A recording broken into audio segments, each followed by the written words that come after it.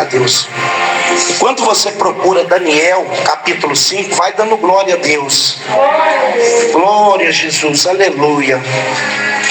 Louvado seja o nome do Senhor Jesus. Oh meu Deus, oh, obrigado Jesus.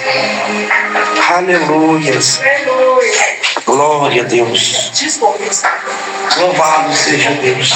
Daniel, capítulo 5. Quem encontrou, diga glória a Deus. Vamos ler, meus irmãos, a palavra do Senhor. Diz assim: o rei Beltesazar, ele fez uma grande festa para 1000 dos seus senhores e bebeu vinho perante os 1000. Beltesazar, enquanto experimentava o vinho, ele ordenou que trouxesse os vasos de ouro, de prata, que o seu pai Nabucodonosor havia retirado do templo, e estava em Jerusalém, para que o rei e os seus príncipes, as suas esposas concubinas, pudessem beber neles. Então eles trouxeram o vaso de ouro e foram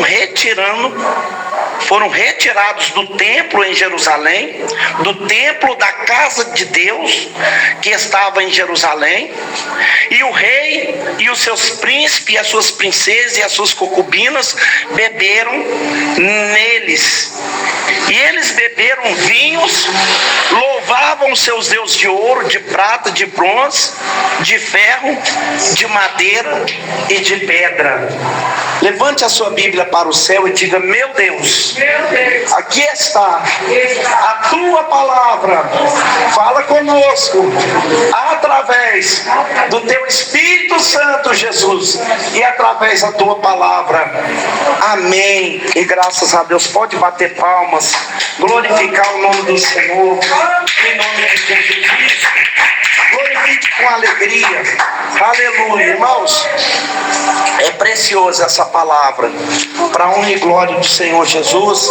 Hoje nós temos acesso na soberana palavra de Deus, né? Nós não tínhamos esse acesso, né? A palavra de Deus, ela era trazida por profeta, era o profeta que trazia a palavra, e muitas das vezes a palavra não era boa, né? Hoje você pode escolher qual texto que você quer ler, né? Você não vou ler Mateus, não vou ler o Sermão do Monte lá no capítulo 5, é benção, é bem-aventurança, eu vou ler lá. Antigamente o profeta chegava e falava assim: ó, conserta a sua vida, senão daqui 3 dias você vai descer na sepultura. E é a palavra de Deus, só que de forma falada. De forma falada. Então hoje nós temos o privilégio de ler a palavra de Deus assim. Ela nos constrange porque nós temos o Espírito Santo, e toda vez que nós lemos a santa palavra de Deus, nós vemos que nós temos que melhorar ainda mais, para poder atingir o topo daquilo que Deus quer para nossas vidas. Aqui nós estamos na página seletiva da Bíblia, que engloba Daniel. Pregar sobre Daniel não é nada fácil, né? O presbítero sabe que não é nada fácil. Aqui, o livro de Daniel, o livro de Zacarias, é a escatologia. Ele se iguala com o livro do Apocalipse. Não é fácil. A pessoa tem que saber administrar aqui, porque senão ela vai falar coisas que não tem nada a ver, né? E nós estamos aqui no livro de Daniel. O livro de Daniel, ele é sequência dos profetas maiores, que são quatro livros que professam os profetas maiores, que são Daniel, Ezequiel, Jeremias e Isaías. Obrigado por me lembrar. São 4 livros, porém, são 5 profetas, porém 4 livros. Por que são 4 profetas, porém 5 livros escritos? Porque um foi escrito por Daniel, por Jeremias. Jeremias, ele escreveu Jeremias, e ele escreveu um a mais, que é a Lamentação. Então essa Lamentação de Daniel, ela faz parte dos profetas maiores também, que ela fala como ficou a princesa do Senhor depois da entrada do rei Nabucodonosor. Irmãos, a Bíblia nos fala que o profeta Daniel, que o profeta Ezequiel, que o profeta Zacarias são participantes do exílio. São participantes do exílio. E teve alguns profetas menores que surgiu dentro do exílio, que nasceu lá. O que é o exílio, pregador? O exílio é o cativeiro onde o povo ficou retido por 70 anos. Por que eles ficaram por 70 anos retidos? Porque o reino do sul, em vez de emendar de ver o reino do norte sendo levado pela Síria, né, em 722, o reino do norte deixou de existir porque o rei chamado Jeroboão colocou-lhe um bezerro de ouro e exigiu que todos adorassem. E eles ficaram nessa prática até que a Síria invadiu.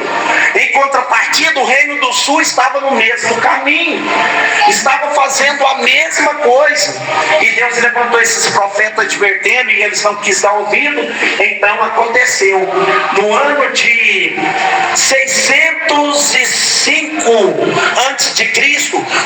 houve uma batalha chamada Batalha de Cárquemes. Essa batalha de Cárquemes envolveu uma guerra onde 3 países fortes que dominavam o mundo da época se encontraram. Quais são esses países? São países do Egito, são países da Síria e são países da Babilônia.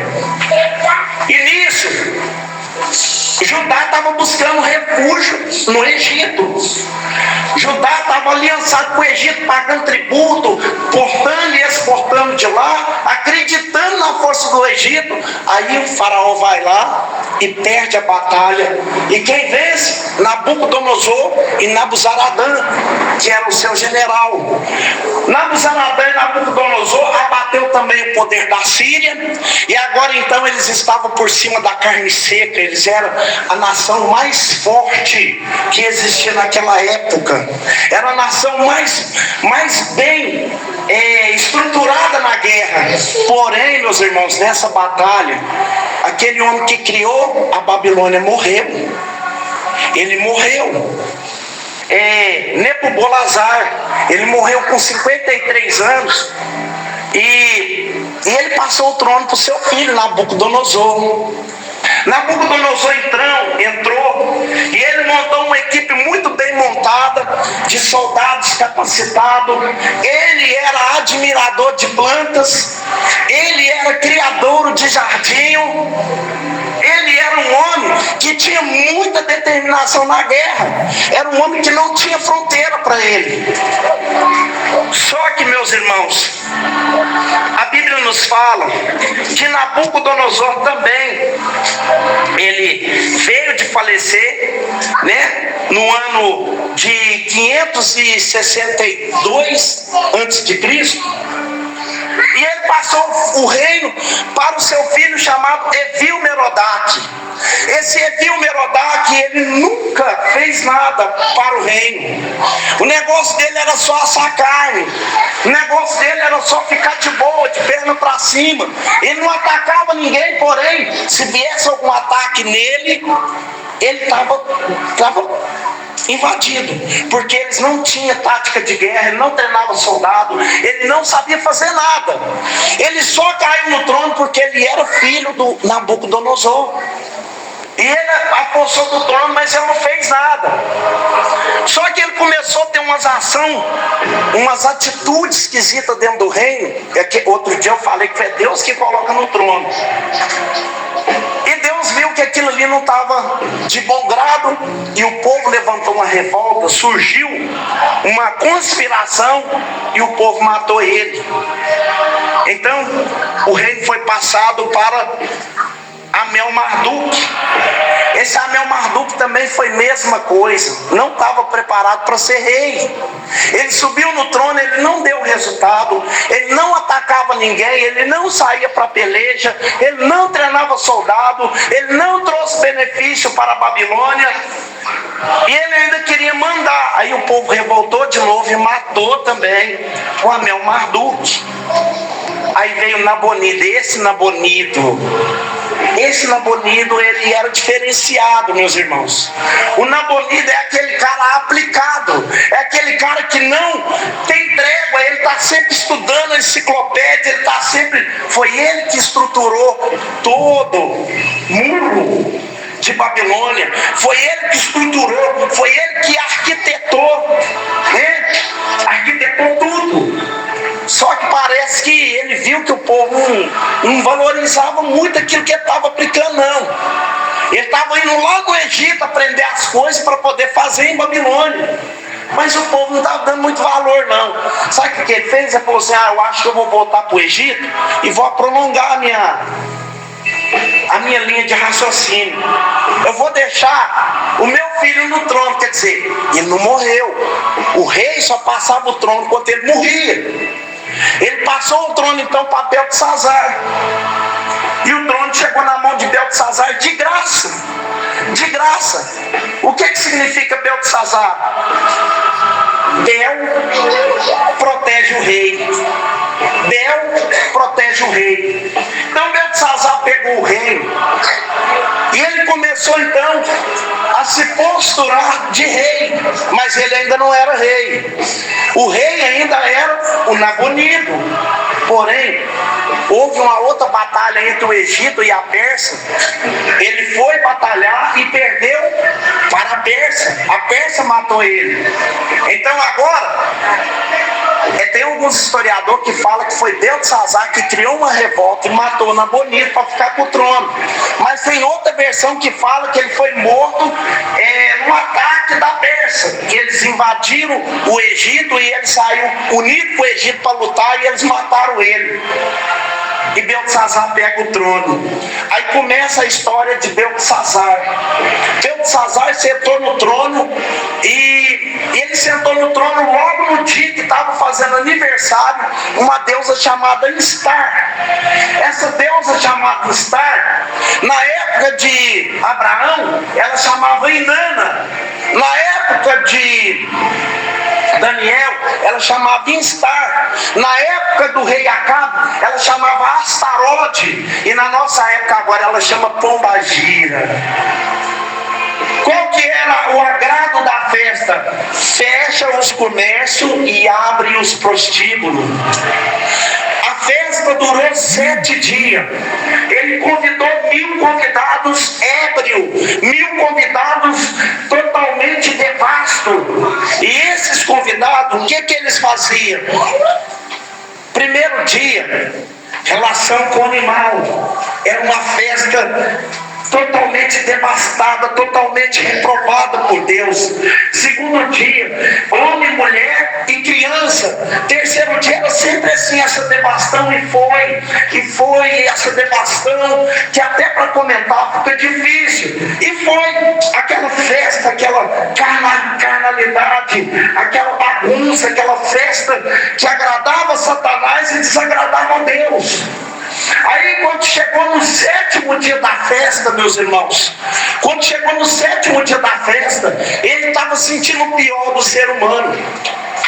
Porque o pecador, ele pode pecar o tanto que ele quiser, mas ele sabe que isso vai lhe custar um preço. Ele sabe que Deus vai colocar na balança, e ele sabe que ele vai ser sumariado por tudo que ele fez, por tudo que ele falou, por tudo que ele praticou. Ele sabe. E ele sabendo, eu creio que no coração dele estava pesado aquilo.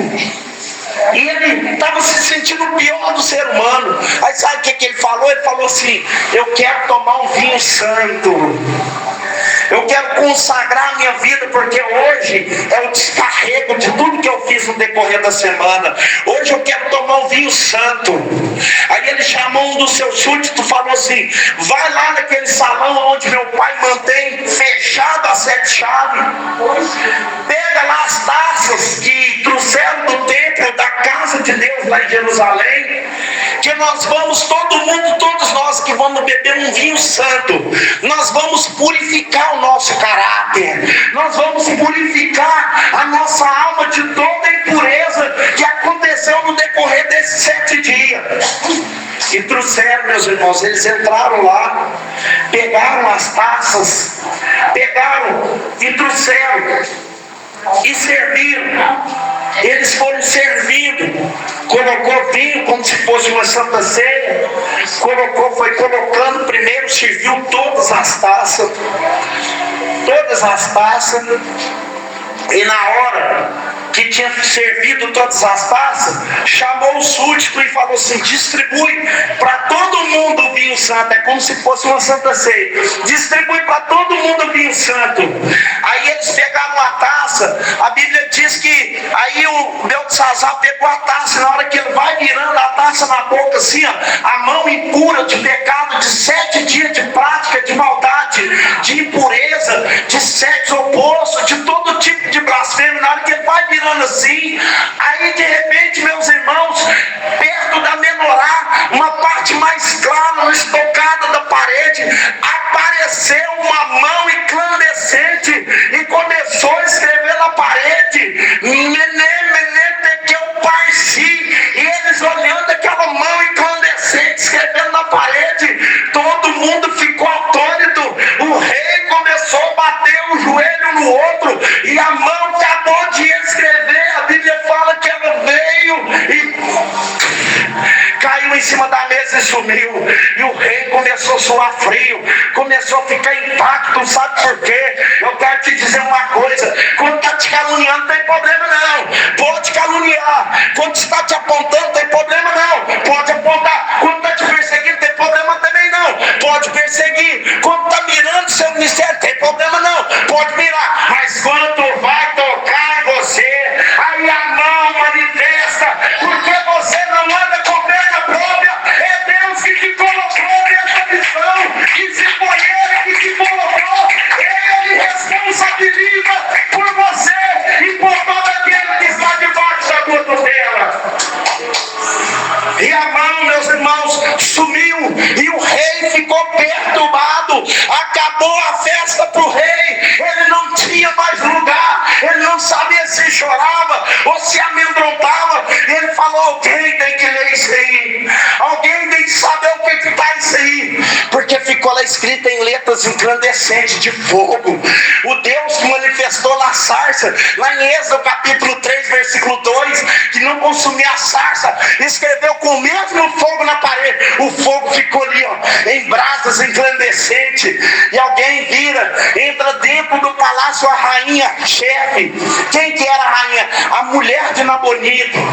Ela era a mãe de Beltesazar.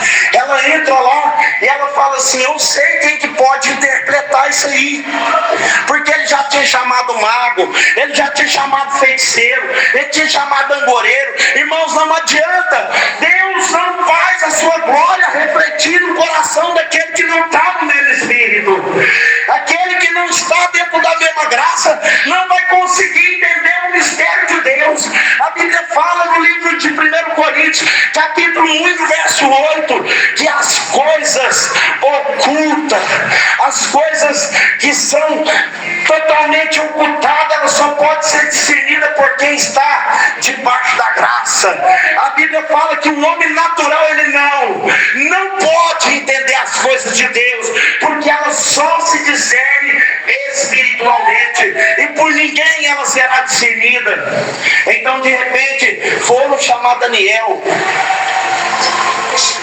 Ele não lembrava de Daniel. Por quê? Porque quando ele subiu no trono, tudo que era de Nabucodonosor, ele ignorou. Ele ignorou Daniel. Daniel era o terceiro. Ele falou: não, isso aí não me serve mais não me serve mais não. Já tinha 3 anos que ele estava no trono, e ele não sabia quem que era o Daniel. Aí quando Daniel aparece, ele fala assim: você ainda é aquele Daniel? Por que ele perguntou? Porque Daniel, meus irmãos, quando ele chegou lá na Babilônia, o rei teve um sonho. E o sonho do rei, o rei esqueceu o que ele tinha sonhado. O rei esqueceu o que ele tinha sonhado. E ele foi chamando os angoreiros, os mesmos angoreiros que Beltesazar chamou. Chamou os angoreiros, chamou todos os feiticeiros, todos os necromantes, para desvendar o sonho. Falou: não, eu não vou contar o sonho, vocês vão ter que interpretar o sonho que eu não esqueci. E quem não interpretar está morto, eu mando matar todo mundo. E todo mundo ficou com medo. E eles mandaram chamar também Daniel, que ia matar Daniel. Daniel não sabia nem o que estava acontecendo. De repente chega alguém lá: para onde que eu estou indo? Você está indo para morrer. Mas morrer por quê? Porque não deram conta de interpretar o sonho do rei. Ele: não, me dá um prazo que eu vou orar a Deus. Que Deus é aquele que desvenda os mistérios ocultos. As coisas mais ocultas é de Deus. E ele sabe o que o senhor sonhou. E a Bíblia diz que Deus tirou o sonho da mente do Nabucodonosor e colocou na mente do Daniel. E o Daniel falou o sonho da estátua, contou e ainda interpretou. Ele falou: então você é um dos meus. É você que vai interpretar isso aqui. É você que vai interpretar. Você sabe o que está escrito ali? Ele falou assim: sei. Como que você sabe? É porque isso aqui eu aprendi quando eu tinha 12 anos. Lá no templo onde eu morava em Jerusalém, nós já estudava essas letras aqui. Já é conhecida, eu conheço essas letras. Então vamos, meu filho, eu vou te fazer o terceiro do reino. Não quero nada seu não, rei. Então vamos, lê o que está escrito. Mené, mené, tekel, parsi. Está escrito isso. Isso aí mais ou menos eu entendi. Mas o que quer dizer isso aí? Mené, mené, porque seu reino foi pesado. Tekel é porque ele foi achado em falta. E parsi é porque ele vai ser passado para outro. Então, mas isso vai ser quando? Agora. Os persas já tinham mudado o rio Tigre para a região setentrional. Eles entrou pelo jardim feito por Nabucodonosor. E quando Daniel acabou de fechar a boca, Ciro entra na sala com seu exército. Porque o trono é só daquele que humilha. O trono é só daquele que não faz o que está oposto contra Deus. Porque tem muita gente que acha que tem o poder, que pode fazer isso, que pode fazer aquilo, que pode revogar a lei, que pode calar a boca das pessoas com dinheiro, que pode atropelar as pessoas, que pode desfazer da autoridade. A autoridade quem dá é Deus. Se Deus colocou a autoridade, é porque Ele confiou que essa autoridade era justa. Mas se a autoridade corromper, pode ter certeza que Deus é o Deus que põe no trono e Deus também é o Deus que tira o trono. A Bíblia diz que a ruína e que o soberbo ele precede a ruína, mas a Bíblia diz que a humildade precede a honra. Aquele que é humilde ele será abatido, ele será tirado do trono, assim como foi Manassés. Manassés era filho do rei Uzias. Manassés viu a reforma do rei Uzias. Manassés viu o rei Uzias apresentando sacrifício. Manassés viu o relógio de Acaz voltando 7 graus. Manassés viu a benevolência de Deus na vida de Uzias.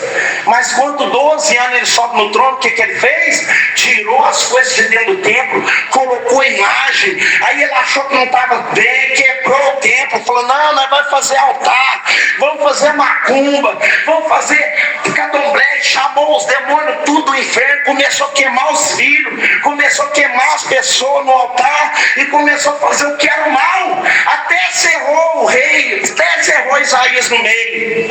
Mas aí o que aconteceu? Ele foi tirado do trono e foi igual um bicho amarrado para a cadeia. E na hora que ele chegou lá na cadeia, eu creio que ele passou um flash na cabeça dele. Não, meu pai nunca passou por isso. Eu vi meu pai sair de Cadas. Eu lembro quando eles invadiram a terra do meu pai com 185 mil assírios para destruir. Meu pai entrou em oração, Deus desceu do céu, matou todo mundo. Será como é que eu faço para isso acontecer comigo? Aí eu creio que veio uma voz: filho, eu não desisti de você. Se você ainda me quiser, eu sou seu Deus. Eu posso restituir a sua vida. Eu posso mudar o quadro da sua história. Ele falou: eu quero, Deus. Eu não posso ficar aqui preso. Eu não suporto mais essa vida. Aí Deus falou: então humilha. E Tiago fala, Tiago Tiago, capítulo 4, verso 5. Humilhai-vos debaixo da potente mão de Deus, que Deus, na hora certa, os exaltará. E ele humilhou debaixo da potente mão de Deus, e Deus falou: agora tá bom, é assim que eu gosto. E levou novamente o rei para dentro e colocou ele de volta no trono. Então, meus irmãos, o rei Beltesazar, ele perdeu o trono porque ele queria tocar naquilo que não era dele. Ele tocou naquilo que não podia. Todos os reis, você pode perceber aqui, ó, Nabucodonosor, Evil-Merodach, Amel-Marduk, Nabonidus, todos eles respeitou. Todos eles respeitou os utensílios da casa de Deus. Nenhum deles violou o quartinho que Nabucodonosor deixou fechado. Nenhum deles violou. Mas quando ele achou que era o cara, não, eu posso fazer o que eu quero, o trono é meu, agora eu sou o rei. Na hora que ele tocou naquilo que não podia tocar, Deus tirou ele da onde ele não queria sair. Porque o nosso Deus é assim. Enquanto você faz o que é agradável ao reino de Deus, Deus te dá amplitude, Deus acrescenta a sua fé, Deus acrescenta a sua saúde, Deus manda bênção na sua casa que você nem sabe, Deus manda coisas na sua vida que você nunca esperou, Deus leva você em lugar que você nunca sonhou em pisar, Deus faz coisas com você que você nunca imaginou que Deus iria fazer. Por quê? Porque Deus agrada daquele que se humilha, Deus agrada daquele que fica debaixo dos seus cuidados, debaixo da sua proteção. Mas quando aquele sai, não, eu posso caminhar por perna própria, eu posso fazer o que eu quero, e acha que pode, aí Deus abate o soberbo, mas ele dá graça para o humilde. Então, meus irmãos, essa foi a mensagem que Deus colocou no nosso coração. Deus vai promover pessoas aqui. Tem pessoas aqui que vai ser promovida. Tem pessoas aqui que vai ter autoridade, vai ter coisas sobre o seu domínio. Não esquece disso não, que eu preguei que não. Deus vai te dar condição de subir no patamar, você vai subir alto, você vai ter dinheiro, você vai ter as coisas que você nunca teve. Mas se o seu coração azedar, pode ter certeza que a soberba precede a ruína. A soberba vai levar você a perder tudo. Você vai perder tudo por quê? Porque Deus tomou, não, Deus não toma. Quem toma é Satanás. Uai, mas eu sou de Deus, mas se o seu coração azedou, Deus saiu. E quando Deus sai do coração do homem, a Bíblia diz que o diabo vem e traz consigo mais 7 que se torna 8. E o ato daquele homem vai só de mal a pior. Adoece, perde o casamento, perde a casa, perde os bens materiais, perde o caráter, perde a vontade de viver, perde a saúde. Quando pensa que não, está perdendo até a dignidade da honra. A honra que todo mundo carrega, né, que não precisa falar, né, que eu já vi muitas pessoas perdendo a honra na cadeia. O cara perdendo a honra em troca de benefício. Não, eu vou pôr minha honra na balança, eu vou vender minha honra. O cara perdendo a honra. Por que você vai perder sua? Não, porque eu preciso de dinheiro, porque eu preciso de droga, porque eu preciso de não sei o que, porque eu preciso de telefone. Sua honra é maior que tudo isso. Não, o que tem honra?